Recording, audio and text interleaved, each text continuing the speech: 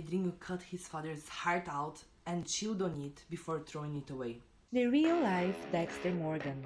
Know the man that probably inspired the creators of Dexter with his different lifestyle and principles. Pedrinho Matador. Pedrinho is Brazil's most infamous killer in the history of the whole country. The numbers aren't exact, but sources say that he killed up to 100 men, 50 of which were fellow prisoners. Pedrinho was born to kill. He was raised on a farm in Santa Rita do Sapucaí, south of Minas Gerais, with his cow injured as a result of his father kicking his pregnant mother. His family issues start when he was very young, and besides a very violent father, they were also suffering economically. They were extremely poor and they were living in a house of sapé in a very poor, miserable town. Pedrinho says that he has always had this hunger to kill, and it did not take long for him to start his murders. At the age of 13,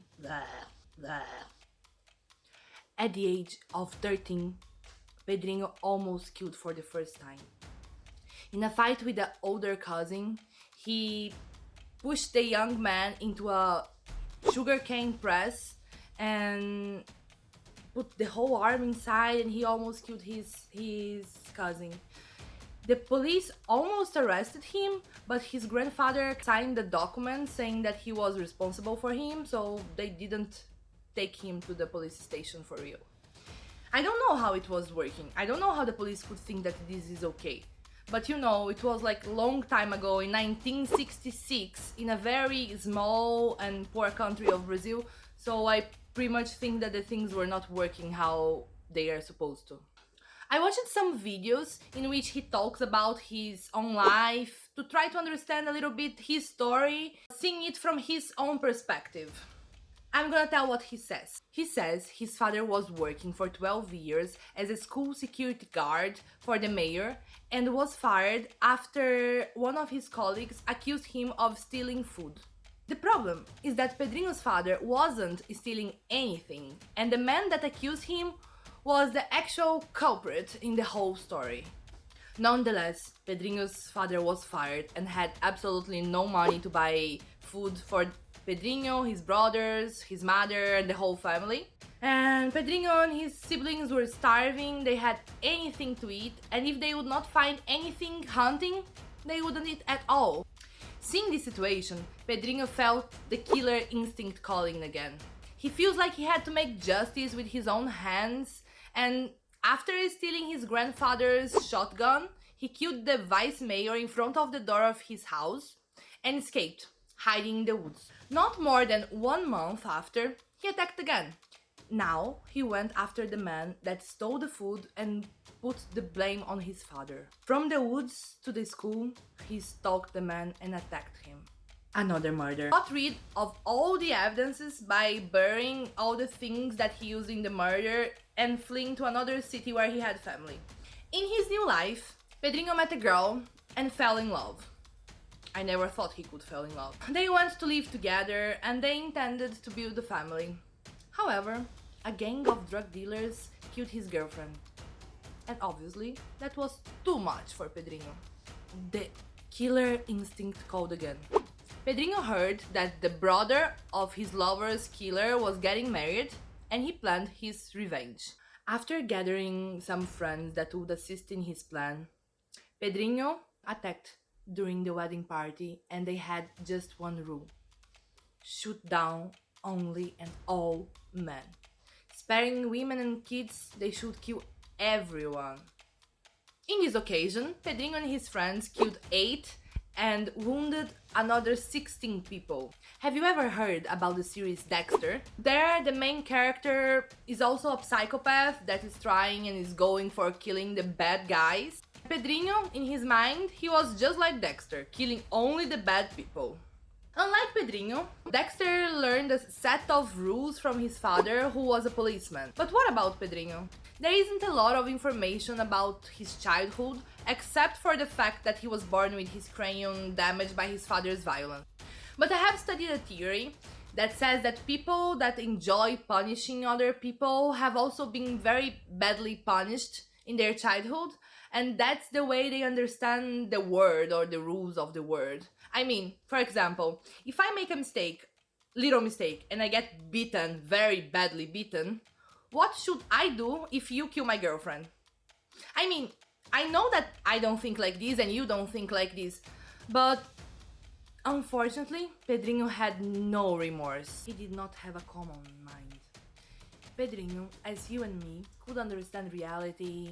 He did not hallucinate. He did not become delirious. He could have a coherent speech. It means he could understand whatever was happening here, right? However, the lack of empathy does not allow him to understand the gravity of his actions. He could kill someone the same way as he could cut a cake. You understand what I'm saying? It's crazy to say this, but this whole story happened before Pedrinho was 18 years old. And his next victim wasn't long after. His favorite cousin got pregnant by a man that abandoned her. And that was too much for Pedrinho as well. Another murder. And he justifies it. He says that this is a proof of his love and protection for his family, and that he could do it for any friend that would need. I mean, he would kill for any reason, right? Many murders were taking place, but the police wasn't able to catch him. Maybe the problem was that back in those days the police wasn't really working at its best, but finally, when he turned 18 years old, he did get caught.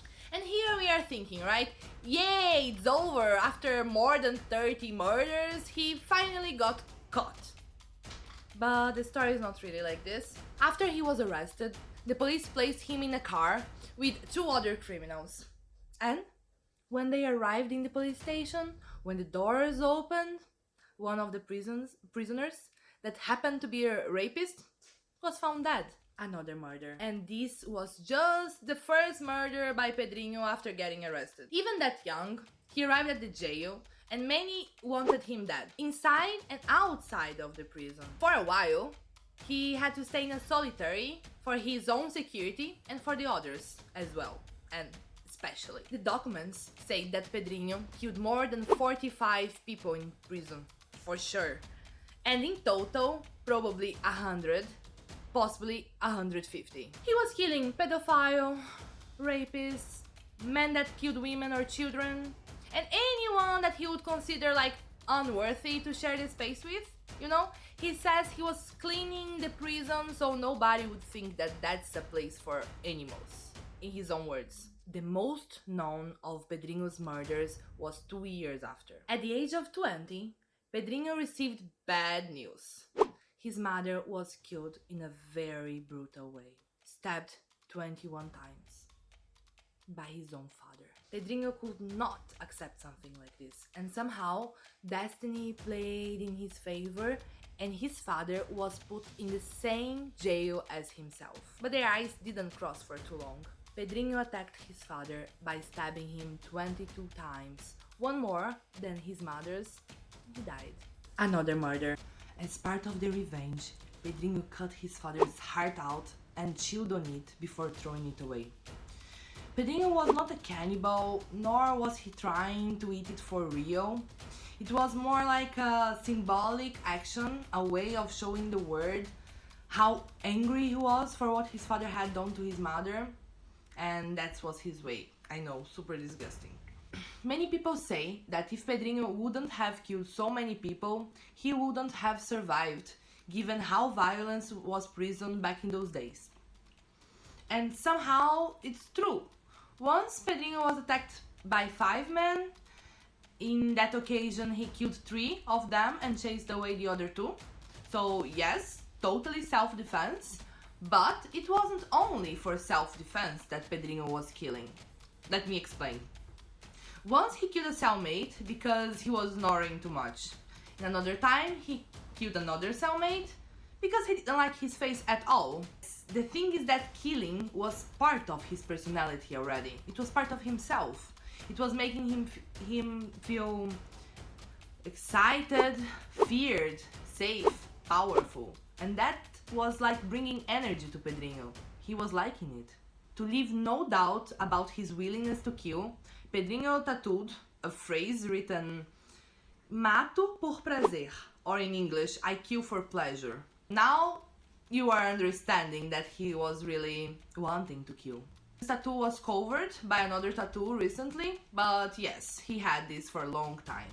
Psychologists analyzed Pedrinho, and he said that his main goal in life is the violent self-assertion, and they diagnosed him with paranoid and antisocial personality. So he had some disorders. He was not that normal as he looks like. In 2003, he was released. Even if he was sentenced for more than 120 years in prison, the law of Brazil doesn't allow to keep anyone in prison more than 30 years. So even if he was supposed to stay there forever, after 30 years he was released. In 2003, he was walking free. After he was free and rebuilding his own life, he was convicted again for some crimes that he committed in the prison long time ago, like some rebellion crimes. And he had to go back to prison and stay there for more 8 years. So complicated. In 2017, he was a new man. He was released, and now he had no crime to pay for. Today, he claims to be a Christian. He has a YouTube channel and he gives advices for young people to not to choose the wrong way as he has done in his early life. And yes, he claims to have changed completely. And what do you think?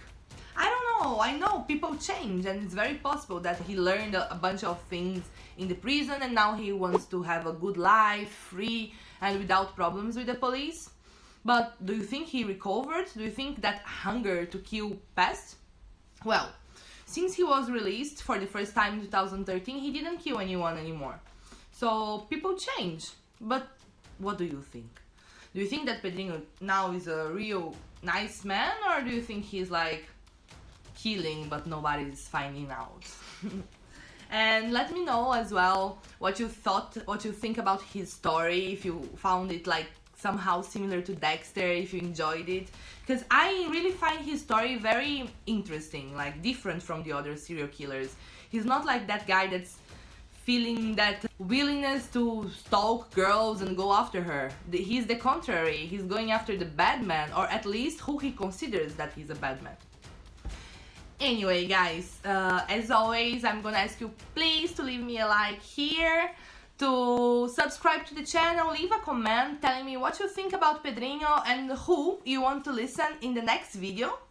And if you want to see the first episode of the series, and if you want to listen the first episode of the series, just click here and you're gonna see. It's about Ion Maro, the vampire of Bucharest. And that's it, guys. Thank you for coming. Thank you for staying until the end. And see you later, alligator. I'm never gonna stop with this.